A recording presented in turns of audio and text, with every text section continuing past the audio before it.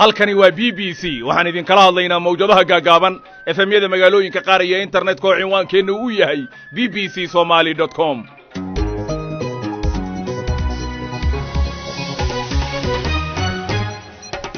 duhur wanaagsan dhammaantiinba Afrikada bari saacadu waa 2 duhurnimo oo gow ah. barnaamijka qodobadan idinkugu hayana waxaa ka mid ah Aadan Barre Ducaale Guure, hogaamiyihii aqlabiyadda baarlamaanka Kenya oo xilkii laga qaaday maanta.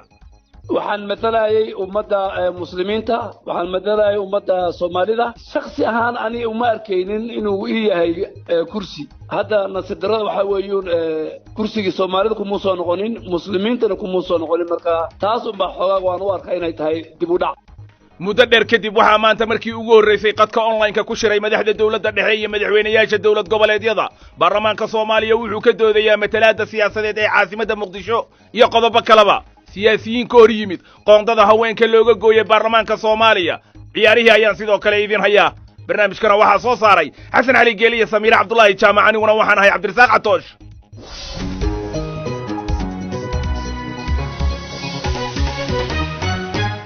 balse marka hore ku soo dhawaada warkii caalamka. Bushra Nuur Darawal ayaa gurigeeda nooga soo akhrinaysa. mahadsanid Catoosh. dalka Faransiiska waxaa dib loo furay shineemooyinka, goobaha lagu dabaasho iyo kuwa dalxiiska loo tago. tani ayaa qayb ka ah tilaabooyinka dawladda dalkaasi ay ku qafiifinayso xayiraadihii corona awgii lagu soo rogay dalkaas. caruurta ilaa 15 jirka ah ayaa loo ogolaaday inay iskoolada dib ugu laabtaan. iskoolada ayaa horey u furnaa, balse qasab kuma ahayn ilmaha inay aadaan. hay-adda caafimaadka adduunka ayaa kasoo warisay Mareykanka iyo Brazil tiradii ugu badnayd oo kiisas fayraska corona ah oo hal maalin la diiwaangeliyo. dhanka kale magaalada Dijon oo kamid ah magaalooyinka ugu waaweyn Kuuriyada Koonfureed ayaa dib loogu soo celiyay xayiraadii saarneyd kadib markii kiisas cusub oo hor leh lagu arkay. waxaa dib loo xiray madxafyadii iyo goobaha ay dadweynaha ku kulmaan.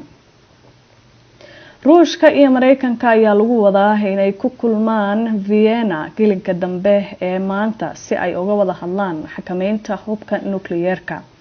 labada dal ayaa ka wada hadli doona heshiis ay horey u gaareen oo waqtigiisu ku eg yahay bisha Febraayo ee sanadka soo socda. Mareykanka wuxuu doonayaa in Shiinaha uu wada hadalkaasi ka soo qayb galo. madaxda ugu sareysa ee midowga Yurub iyo kuwa Shiinaha oo u shiraya qaab online ah ayaa ka wada hadlaya xiisada ka dhaxaloosan. waxaa labada dhinacba ay sheegeen in ay doonayaan inay xoojiyaan xiriirkooda, balse waxaa jira waxyaabo badan oo ay isku hayaan. Mareykanka ayaa dhankiisa doonaya in midowga Yurub uu go'aan adag ka qaato xukuumadda Beijing. ugu dambeynna dawladda Kuuriyada Koonfureed ayaa ku gacan sayrtay buug uu dhawaan qoray la taliyay hore ee ammaanka qaranka Mareykanka John Bolton. xukuumadda Seoul ayaa sheegtay in xogta uu Bolton ku qoray buuggaas ay tahay marin habaabin. Mr. Bolton ayaa buuggiisa ku xusay in xiriirka diblomaasi ee Trump kala dhaxeeya hogaamiyaha Kuuriyada Waqooyi uu yahay mid aan la fahmi karin oo ay dabada ka riixayso Kuuriyada Koonfureed. warkii dunida waa naga intaas Catoosh. aad baad u mahadsantaa Bushra oo warka gurigeeda ka soo akhrinaysa taasi ahayd. hagaag Aadan Barre Ducaale, hogaamiyihii hore ee aqlabiyadda baarlamaanka Kenya ayaa maanta xilkiisii waayay. arrinkan ayaa ka dambeysay kadib markii muddaba la hadalhayay in Aadan Barre xildhibaano ka tirsan xisbiga talada haya ay aad uga soo horjeedaan. aadan muddo 8 sano ku dhow ayuu xilkan hayay. waxa uuna sheegay inuu soo dhaweynayo xilka qaadista, balse ay dib u dhac ku tahay oo ay waayeen Soomaalida iyo Islaamka Kenyaba kursigii uu ku fadhiyay. goor dhow ayuu aadan iga warramay. su'aasha ugu horreyn weydiiyana waxay ahayd bal maanta siday wax u dhaceen iyo dareenkiisa inuu noo sheego. 7 sano iyo gobobaan waday, marka waxa weeye qadar Ilaahay culays weyn iga qacay maanta. waxaan leeyahay insha Allah wali waxaan xildhibaankii dadkii sharafta badnaa ee Garissa Township. marka hadda waxaan u shaqeynayaa shacabkeygii oo waa u shaqeynaya ayaa hadda xoogay waqti aan siin rabo. ninka cusub oo loo dhiibana 2 sano soo hartay waxaan leeyahay ambalyo. aadan maxaad eersataad isleedahay? maxaad xilka ku weyday? wallahi waxaan eersama garnay madaxweynaha maanta uu amaanay oo shaqada inaan shaqadeeda ka soo baxay ugu sheegay. marka kollabo waa loogaan doonaa, laakiin hadda ani waxaan ahay nin shaqadii loo dhiibay ka soo baxay waxaan matalayay ummadda muslimiinta waxaan matalayay ummadda Soomaalida shakhsi ahaan ani uma arkaynin inuu yahay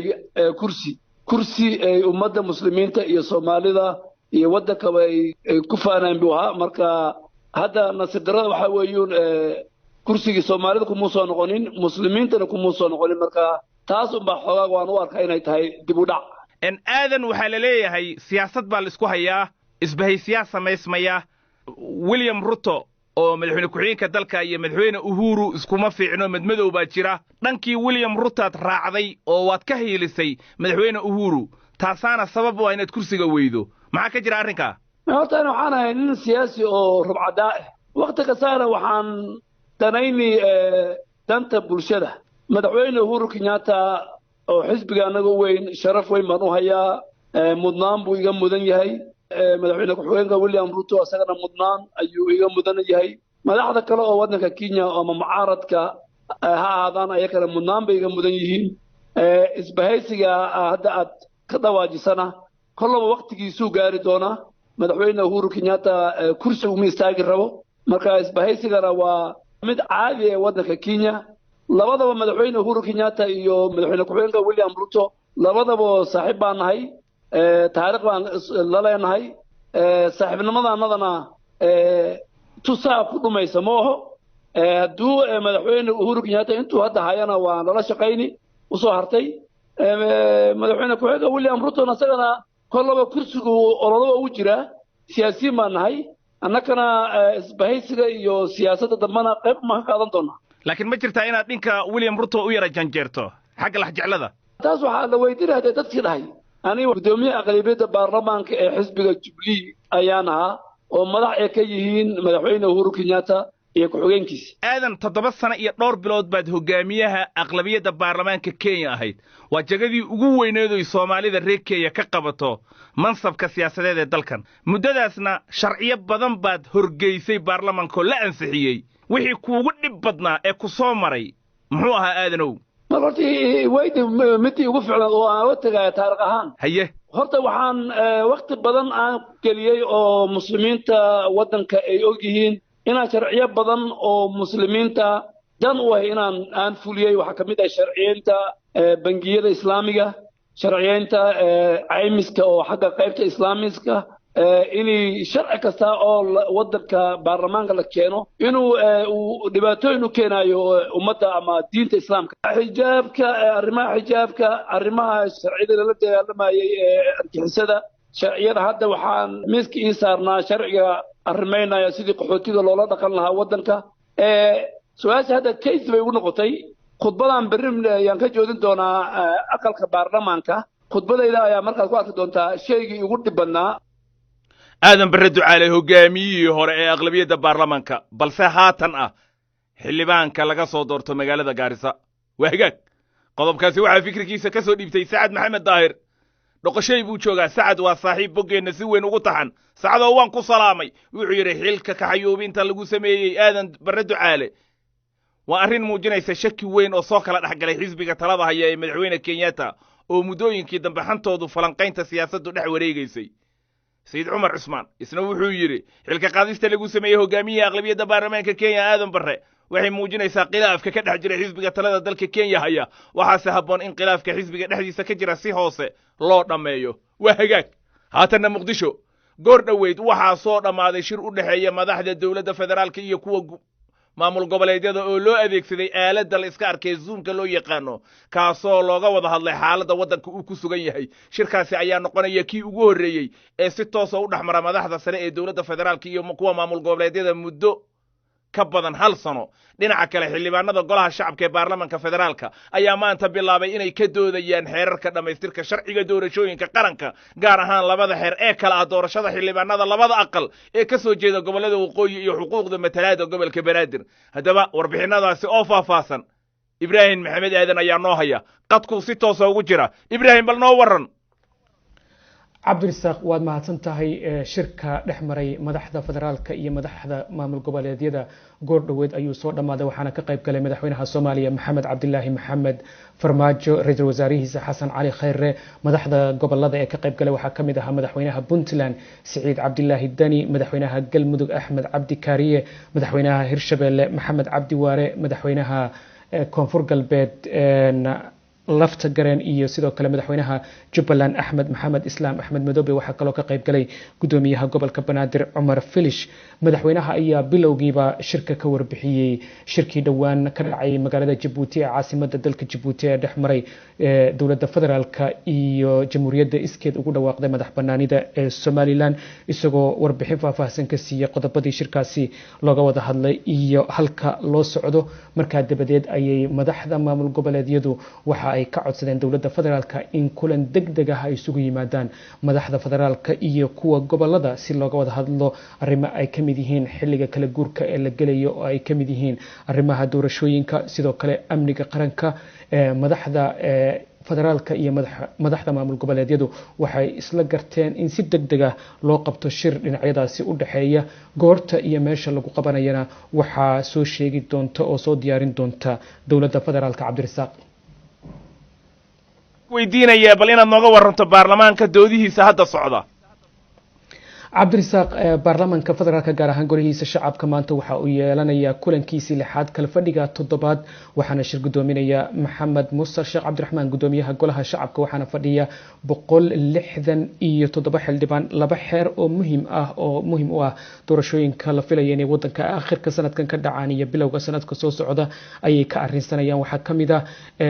guddiga xeerarkan soo diyaariyay qodobo ay ka hadleen oo ah matalaada gobolka Banaadir waxa ay yiraahdeen si gobolka Banaadir uu matalaad ugu yeesho aqalka sare waxa tirada kuraasta aqalka sare ee uu tilmaamay qodobka 72aad ee dastuurka lagu kordhinayo 7 kursi oo dheeri ah iyadoo wax ka bedel lagu sameeyo qodobka 72aad ee dastuurka ee dhigaya in aqalka sare ee baarlamaanka federaalku uu ka koobnaado 54 xildhibaan ama senator haddii 7daas la isla waafaqo waxay noqonaysaa in uu goluhu noqdo 61 xildhibaan aragtidaas ayaa maanta la horgeynaya golaha oo doodiisaba ay bilaabatay sidoo kale waxaa la geeyay golaha maanta oo ay ka doodayaan xeerka la yiri habka xubnaha gobolada waqooyi ee ka soo galaya loo dooranayo guddigu waxay soo jeediyeen inta xal xasaasiya looga helayo xaaladda siyaasadeed ee gobolada waqooyi xubnaha baarlamaanka federaalka Soomaaliya ee gobolada waqooyi waxay yeelanayaan hanaan gaar ah oo doorasho si waafaqsan qodobka 12aad farqada 8aad ee sharciga doorashooyinka qaranka iyadoo laga duulayo xaqiiqada ah dadka reer waqooyi ugu badan in laga heli karo magaalada madaxda Muqdisho iyada oo la tixgelinayo talada xildhibaanada iyo siyaasiyiinta reer waqooyi inta badan guddigu wuxuu isla gartay in doorashada xildhibaanada gobolada waqooyi ay ka dhacdo magaalada caasimadda ee Muqdisho hanaanka doorashada kuraasta waqooyi waxaa loo sameeyay habraac gaar ah oo xeerinaya waxaana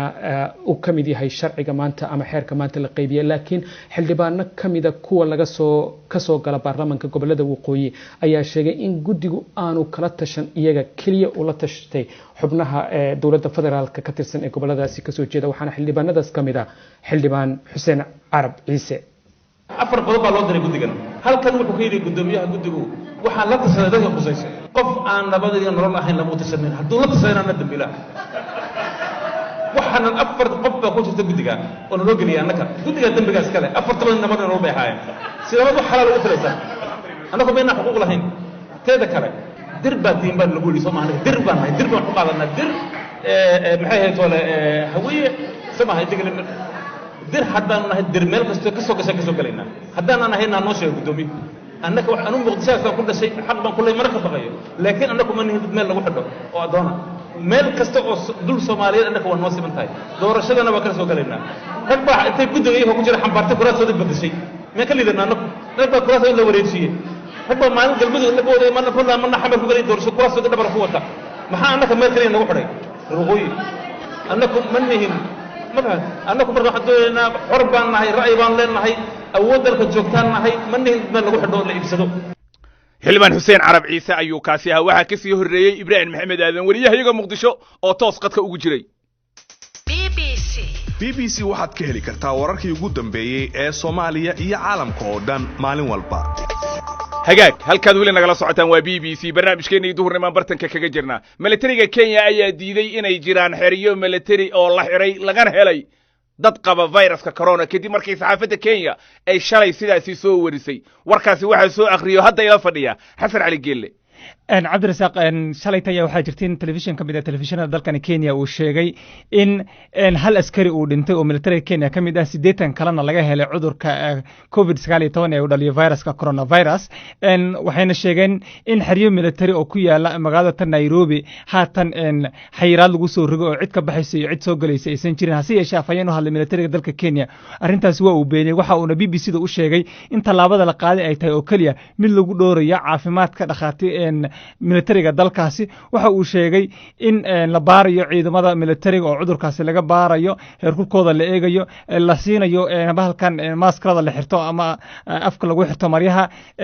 marka waxa uu beeniyay in ay arintaasi jirto sida loo ogyahay Kenya ilaa iyo haatan 4700 in ka badan ayaa la sheegay in cudurkaasi laga helay 123 qof ayaa u dhimatay guud ahaan wadanka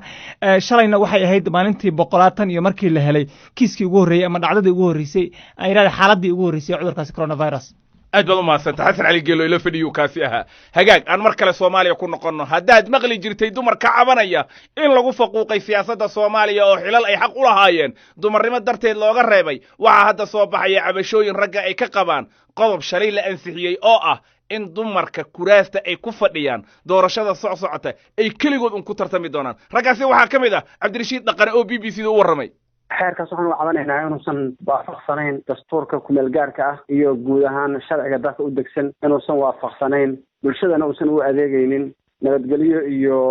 imaashada inuusan keenaynin iyo dadkan inay midoobaan oo colaadda sokeeye 20-30 sano lagu jiray wax dhamaynayo inuusan ahayn oo dib u riixayo oo ku celinayo weliba conflict oo ku celinayo dhibaato hor leh oo ku celinayo mid hoos u sii daadegto oo kursiga jifadii lahayd ay dhexdeedana dhibaata ka dhacdo dadkii kale ee u tartami lahaa ama muxuu ahay ku hareersanaa taasi lamid ayaguna ay sidaas oo kale ay dhibaato u dhacdo marka dhibaatadii dalkan haysi oo sii daadejiyo oo qoys loo sii daadejiyo ay halkaas ka socoto ayaanu arkaynaa oo cabasho ka nahay magar Cabdirashiid markaad eegto xeerkan wuxuu leeyahay 24 kursi ee gabdhuhu ku fadhiyeen sidooda ayay gabdho ugu sii fadhiyi doonaan oo gabdho baa ku tartami doona marka maxaa diidantiin ma in gabdhaha kuraastaas loo gaar yeelaa diidantiin agar waa diidanahay taasaan diidanahay waayo waxa ka hor imaanaya qodobada sharciga dastuurka ku yaala qodobka 12 oo ah xuquuqda qofka bini'aadanka ee Soomaaliga ah inuu xor u yahay inuu tartamo hadduu wiil yahay iyo hadduu gabar yahayba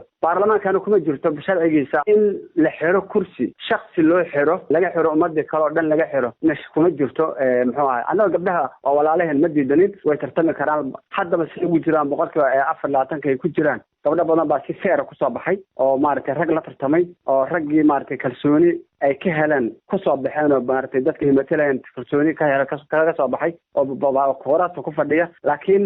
waxaa muuqata kuwii noocaas ah in lagu buushgareynay maaragtay lagu dhibaateynayo qaar kale oo aan kalsooni haysan oo weligoodba corruption kusoo jiray oo mar walba kursi loo xirayay waxaad leedahay kursigii gabaray ku fadhisay jufo oo dhan ka dhaxaysay wiilashii kursiga u tartami lahaa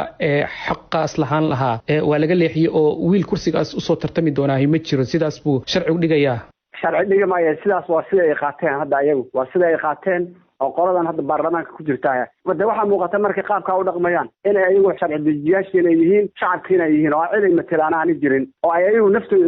isku ilaalinayaan inta kuraasta ragga ku fadhidanaya ragga ay ku maaragtay kuraastoodu ceshan tahay oo ay maaragtay kuraastoodu ayagu ay gaar u tahay inta gabar ku fadhidanaya ay gaar u tahay oo aanay bulshadii dib wax ugu celinaynin oo dadkii maaragtay xaqa ku lahaa ay matalayeen aanay dib wax ugu celinaynin taasina waxay keentay in 20 sano aanan waxba loo dhaqaaqayno dastuurka uu 15 sano oo 16 sano uu ku meel gaar yahay dib u heshiisiinta aan waxba laga qaban nabadgelyadii aan waxba laga qaban dadda meesha iska fadhiya oo de markay waqtigu soo dhawaadana kuraastooda si ku ilaashan lahayn si ku xishan lahayn ka fikiraysa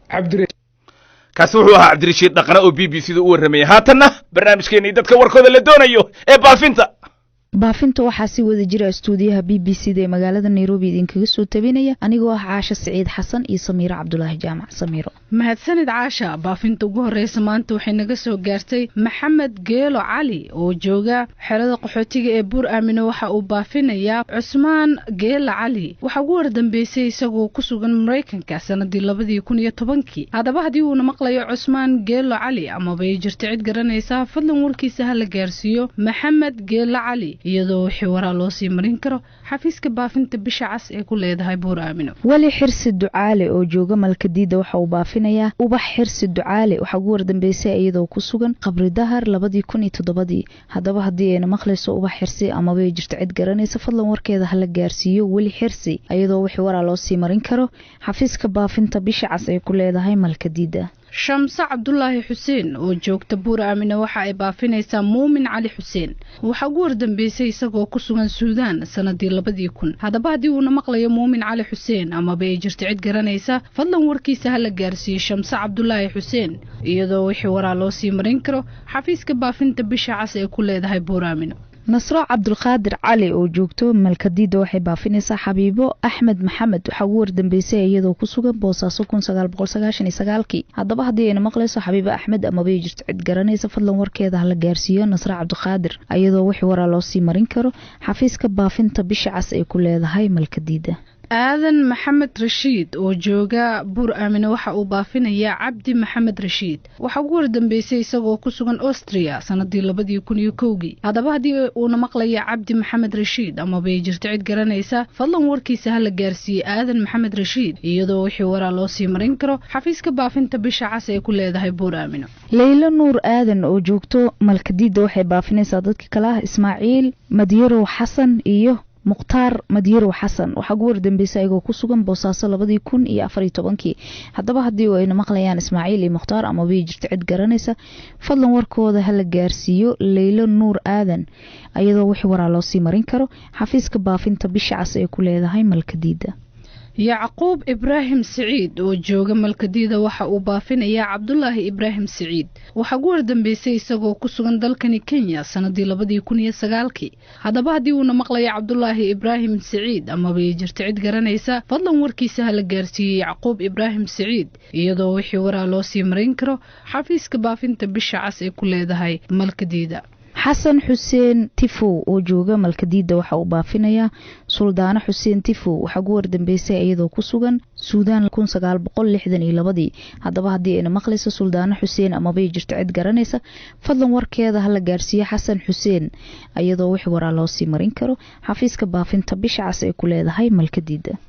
shariif dagaal cabdalla oo jooga malkadiida waxa uu baafinayaa xasan dagaal cabdalle waxa ugu wardambeysay isagoo ku sugan Kismaayo sanadii 1999 haddaba haddii uuna maqlayo xasan dagaal cabdalle ama bay jirto cid garanaysa fadlan warkiisa ha la gaarsiiyo shariif dagaal cabdalle iyadoo wixii waraa loo sii marin karo xafiiska baafinta bisha cas ee ku leedahay malkadiida amran cali yaasiin oo joogto malkadiida waxay baafinaysaa sucuf cali yaasiin waxa ugu wardambeysay iyadoo ku sugan boosaaso 2014 haddaba haddii ayna maqlayso sucuf cali ama bay jirto cid garanaysa fadlan warkeeda ha la gaarsiiyo amran cali yaasiin iyadoo wixii waraa loo sii marin karo xafiiska baafinta bisha cas ee ku leedahay malkadiida nuur ibraahim maxamed oo jooga malkadiida waxa uu baafinayaa shamse ibraahim maxamed waxa ugu wardambeysay iyadoo ku sugan boosaaso sanadii 1994 haddaba haddii ayna maqlayso shamse ibraahim maxamed ama bay jirto cid garanaysa fadlan warkeeda ha la gaarsiiyo nuur ibraahim maxamed iyadoo wixii waraa loo sii marin karo xafiiska baafinta bisha cas ee ku leedahay malkadiida hodan shukri aadan oo joogto malkadiida waxay baafinaysaa cabdisalaan shukri aadan waxa ugu wardambeysay isagoo ku sugan boosaaso 1998 haddaba haddii uuna maqlayo cabdisalaan shukri ama bay jirto cid garanaysa fadlan warkiisa ha la gaarsiiyo hodan shukri iyadoo wixii waraa loo sii marin karo xafiiska baafinta bisha cas ee ku leedahay malkadiida maryan maxamed dige oo joogta malkadiida waxa ay baafinaysaa faadumo maxamed dige haddaba haddii ayna maqlayso faadumo maxamed dige ama bay jirto cid garanaysa fadlan warkeeda ha la gaarsiiyo maryan maxamed dige iyadoo wixii waraa loo sii marin karo xafiiska baafinta bisha cas ee ku leedahay xerada qaxootiga ee malkadiida faysal maxamed cabdi oo jooga malkadiida waxa uu baafinayaa faadumo aadan cali waxa ugu wardambeysay iyadoo ku sugan Addis Ababa 2007 haddaba haddii ayna maqlayso faadumo aadan ama bay jirto cid garanaysa fadlan warkeeda ha la gaarsiiyo faysal maxamed iyadoo wixii waraa loo sii marin karo xafiiska baafinta bisha cas ee ku leedahay malkadiida. shariif digaal cabdille oo jooga malkadiida waxa uu baafinayaa faadumo digaal cabdille waxa ugu wardambeysay iyadoo ku sugan dalkani Kenya sanadii 1992 haddaba haddii aan maqlayso faadumo digaal cabdille ama bay jirto cid garanaysa fadlan warkeeda la gaarsiiyo shariif digaal cabdille iyadoo wixii waraa loo sii marin karo xafiiska baafinta bisha cas ee ku leedahay malkadiida. محبة عمر محمد oo joogto malkadiida waxay baafinaysaa hani xuseen cawil waxa ugu wardambeysay iyadoo ku sugan Sacuudiga 2016 haddaba haddii ay maqlayso hani xuseen ama bay jirto cid garanaysa fadlan warkeeda la gaarsiiyo Muxubba Cumar iyadoo wixii waraa loo sii marin karo xafiiska baafinta bisha cas ee ku leedahay malkadiida. cabdi duurow aadan oo jooga malkadiida waxa uu baafinayaa Shamsa cabdi duurow waxa ugu wardambeysay iyadoo ku sugan dalkani Kenya sanadii 1999 haddaba haddii ay maqlayso Shamsa cabdi duurow ama bay jirto cid garanaysa fadlan warkeeda la gaarsiiyo cabdi duurow aadan iyadoo wixii waraa loo sii marin karo xafiiska baafinta bisha cas ee ku leedahay malkadiida. نصر عبد القادر علي oo joogta malkadiida waxay baafinaysaa Xabiibo Axmed waxa ugu wardambeysay iyadoo ku sugan Boosaaso 1999 haddaba haddii ay maqlayso Xabiibo Axmed ama bay jirto cid garanaysa fadlan warkeeda la gaarsiiyo Nasr Cabdi Qaadir iyadoo wixii waraa loo sii marin karo xafiiska baafinta bisha cas ee ku leedahay malkadiida.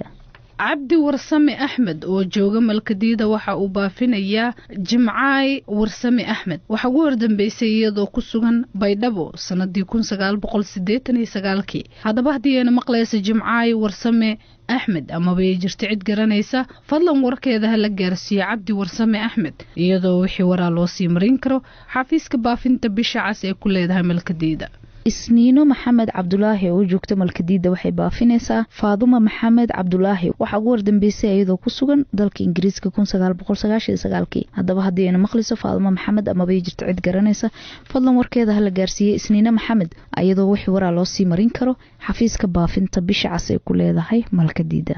nuux isaaq cabdi oo jooga malkadiida waxa uu baafinayaa cabdi siyaad cabdi waxa ugu wardambeysay isagoo ku sugan xudur Soomaaliya sanadii 1997 haddaba haddii uu maqlayo cabdi siyaad cabdi ama bay jirto cid garanaysa fadlan warkiisa la gaarsiiyo nuux isaaq cabdi iyadoo wixii waraa loo sii marin karo xafiiska baafinta bisha cas ee ku leedahay malkadiida. maxamed cali cabdow oo jooga buur aamin waxa uu baafinayaa maxamuud axmed waxa ugu wardambeysay isagoo ku sugan Talyaaniga 2010 haddaba haddii uu maqlayo maxamuud axmed ama bay jirto cid garanaysa fadlan warkiisa la gaarsiiyo maxamed cali iyadoo wixii waraa loo sii marin karo xafiiska baafinta bisha cas ee ku leedahay buur aamino. ibraahim cali maxamed oo jooga malkadiida waxa uu baafinayaa isaaq cali maxamed waxa ugu wardambeysay isagoo ku sugan Muqdisho sanadii 1999 haddaba haddii uu maqlayo isaaq cali maxamed ama bay jirto cid garanaysa fadlan warkiisa la gaarsiiyo ibraahim cali maxamed iyadoo wixii waraa loo sii marin karo xafiiska baafinta bisha cas ee ku leedahay malkadiida. maxamed cali yuusuf oo jooga buur aamina waxa uu baafinayaa axmed cabdi cabdulaahi waxa ugu wardambeysay isagoo ku sugan Muqdisho 2012 haddaba haddii uu maqlayo axmed cabdi ama bay jirto cid garanaysa fadlan warkiisa la gaarsiiyo maxamed cali yuusuf iyadoo wixii waraa loo sii marin karo xafiiska baafinta bisha cas ee ku leedahay buur aamino. maxamed aadan gaabow oo jooga malkadiida waxa uu baafinayaa Cusmaan Barre Gaabow waxa ugu wardambeysay isagoo ku sugan Muqdisho sanadii 1997 haddaba haddii uu maqlayo Cusmaan Barre Gaabow ama bay jirto cid garanaysa fadlan warkiisa la gaarsiiyo maxamed aadan gaabow iyadoo wixii waraa loo sii marin karo xafiiska baafinta bisha cas ee ku leedahay malkadiida. tacaab cabdi idris oo jooga buur aamine waxa uu baafinayaa Shire Maxbuub Bashiir waxa ugu wardambeysay isagoo ku sugan Cumaan 2015 haddaba haddii uu maqlayo Shire Maxbuub ama bay jirto cid garanaysa fadlan warkiisa la gaarsiiyo tacaab cabdi iyadoo wixii waraa loo sii marin karo xafiiska baafinta bisha cas ee ku leedahay buur aamino.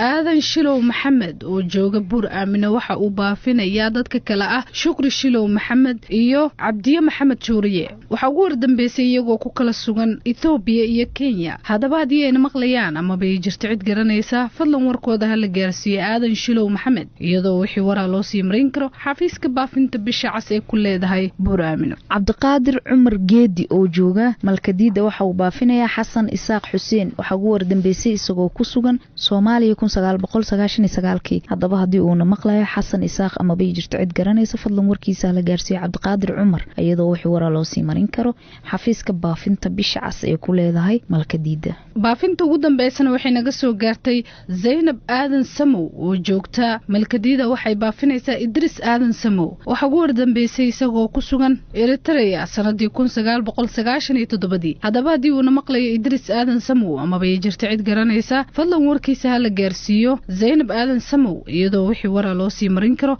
xafiiska baafinta bisha cas ee ku leedahay malkadiida. baafintina maanta waa naga intaa. idaacaddiina intaasaan ku soo qatimaya waxaan idin xasuusinayaa boggeenna bbcsomali.com oo qodobka ugu horreeya uu yahay 8 arrimood oo Trump iyo Soomaalida dhex maray